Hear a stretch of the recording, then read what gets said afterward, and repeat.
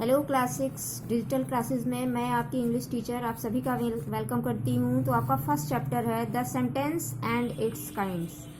Sentence क्या होता है और उसके कितने प्रकार होते हैं। तो जैसा कि आप सभी को प्रीवियस क्लासेस में भी पढ़ाया गया है कि सेंटेंस होता क्या है। Sentence is a group of words which make a complete sense.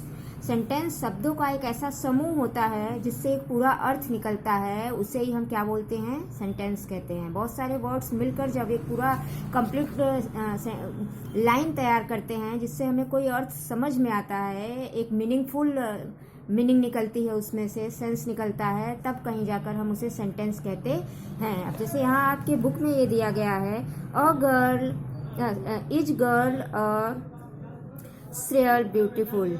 अब वर्ड्स के समूह तो यहाँ पर भी हैं, ग्रुप ऑफ वर्ड्स यहाँ है, लेकिन इससे कोई अर्थ क्लियर नहीं हो रहा है, इसलिए यह हमारा सेंटेंस नहीं है। इसी को अगर हम इस तरीके से लिखते हैं, श्रेयल इज अ ब्यूटीफुल गर्ल, तो इसका अर्थ हमें समझ में आ रहा है कि श्रेयल एक बहुत ही सुंदर लड़की है, तब ये हमारा क्या है, सेंटेंस है। ठीक है, तो सिर्फ शब्द होना ही जरूरी, वर्ड्स का होना ही जरूरी नहीं है, वर्ड्स का एक सही क्रम में लगना ही एक सही सेंटेंस को बनाता है। तो समझ में आ गया होगा आप लोगों को सेंटेंस क्या होता है और सेंटेंस की पहचान है। सेंटेंस हमेशा कैपिटल लेटर से स्टार्ट होता है और सेंटेंस हमेशा फुल स्टॉप, क्वेश्चन मार्क या एक्सक्लेमेशन मार्क्स पे ही खत्म होता है। चलिए आगे चलते हैं। आगे आपका आता है, एक्सरसाइज है आपका, arrange the following group of words into proper order of make meaningful sentences. यहाँ पे जिगजैग करके यानी उल्टे सीधे करके वर्ड्स लगाए गए हैं जिनको आपको सही क्रम में लगाना है और एक मीनिंगफुल सेंटेंस तैयार करना है। तो ये आपका वर्क है, एज अ होमवर्क मान लीजिए, ये आपको बुक में करना है। चलिए आगे चलते हैं।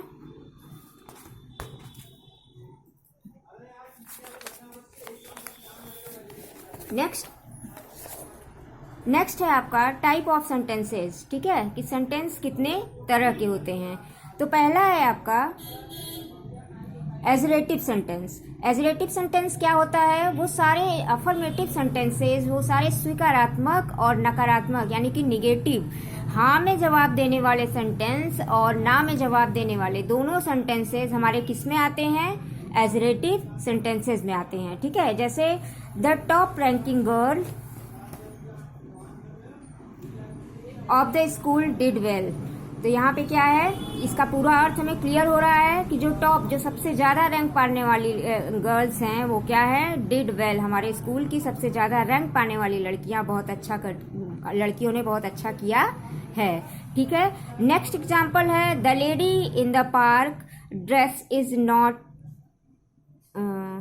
Not my mother. कि जो पिंक ड्रेस में जो पार्क में लेडी है वो मेरी मम्मी नहीं है। तो ये नकारात्मक है, निगेटिव है, लेकिन फिर भी ये दोनों हमारे किस में, हाँ ना में आते हैं। तो ये हमारे किस सेंटेंस में गए, एजरेटिव सेंटेंस में। नेक्स्ट है आपका interrogative sentence. Interrogative sentence is very easy to identify because it has the question mark, यानी कि जितने भी क्वेश्चन पूछने वाले सेंटेंसेज होते हैं वो सारे हमारे किस में आते हैं, इंट्रोगेटिव सेंटेंसेज में। इनकी पहचान होती है कि इनके लास्ट में ये क्वेश्चन मार्क लगे होते हैं। नेक्स्ट है आपका इम्परेटिव सेंटेंस। इम्परेटिव सेंटेंस क्या होता है, जिसमें आपको एडवाइस दिया जाए, आपको ऑर्डर दिया जाए, आपसे रिक्वेस्ट किया जाए, आपको सजेशन दिया जाए, वो सारे सेंटेंस हमारे किस में आते हैं, इम्परेटिव सेंटेंस में। ठीक है, जैसे डोंट शाउट हियर, यहाँ चिल्लाओ मत। ठीक है, आप इसे ऑर्डर भी समझ सकते हैं और सजेशन भी समझ सकते हैं, राइट। तो ऐसे सेंटेंस है जिसमें ऑर्डर, रिक्वेस्ट, एडवाइस या सजेशन होता है, वो सारे हमारे किस में आते हैं, इम्परेटिव सेंटेंस में। नेक्स्ट है हमारा एक्सक्लेमेटरी सेंटेंस। एक्सक्लेमेटरी सेंटेंस से पता चलता है जिस वर्ड से, ऐसे वर्ड्स का यूज करना जिससे हमारे मन के भाव पता चलते हैं, यानी हमें बहुत खुशी है, हमें दुख हो रहा है, या हमें चोट लगी हुई है, या हम बहुत डरे हुए हैं, ऐसे वर्ड्स जिसमें यूज किए जाते हैं उस सेंटेंस को हम एक्सक्लेमेटरी सेंटेंस कहते हैं। जैसे हमारा एग्जांपल है, hurrah we have won the tournament, यानी कि यहाँ हुर्रा शब्द लगा हुआ है, इससे पता चल रहा है कि हम बहुत खुश हैं, ठीक है। क्यों क्यों खुश हैं? क्योंकि हमने टूर्नामेंट को जीत लिया है। इसमें सेकंड आपका जो पहचान है वो ये है कि एक्सक्लेमेशन मार्क्स जरूर होता है, एक्सक्लेमेशन वर्ड के बाद एक्सक्लेमेशन मार्क्स जरूर आता है। तो ऐसे सेंटेंसेज को हम क्या कहते हैं? Exclamatory sentence. ओके,